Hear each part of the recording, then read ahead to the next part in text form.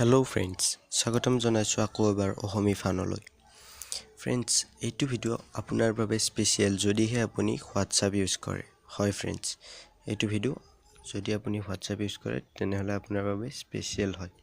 কাৰণ মই আপোনাক দেখুৱাম কিছুমান এনেকুৱা ফিউচাৰ WhatsAppৰ যাৰ দ্বাৰা আপোনাৰ হয়তো WhatsAppটো ইউজ কৰোতে বহুখিনি সহায় হ'ব। সো আহক জানি লওঁ। So মই WhatsAppটো ওপেন কৰিছো মোৰ আৰু জাস্ট স্ট্যাটাস ধৰি লওক স্ট্যাটাসলৈ আহক আহি মই ডাটা কানেকশনটো অন কৰিছো অন কৰি মই জাস্ট এই ভিউড আপডেটছৰ পৰা দেখুৱাই দিও এইবিলাক ধৰি লওক মই আগতে চাইছো স্ট্যাটাস কিন্তু ধৰি লওক আপোনাক এই ফটোখন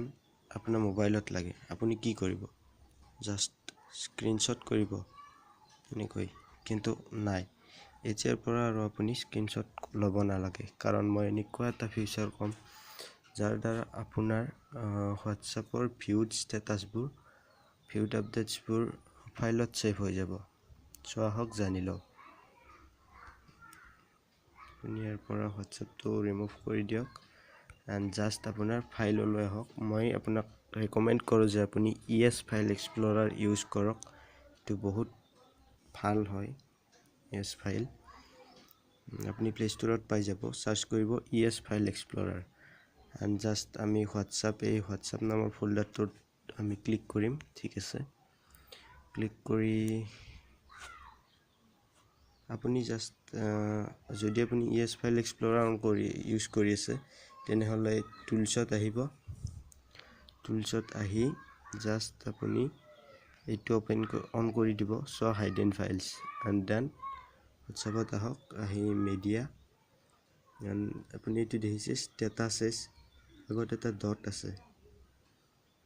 চাই লওক চাওক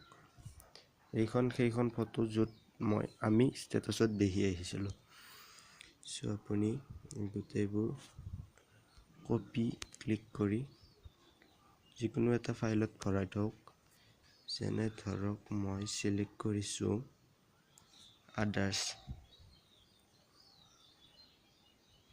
ফাইলটোত মই কপি কৰি দিলো সো फ्रेंड्स আশা কৰো আপুনি ভিডিওটো বুজি পালে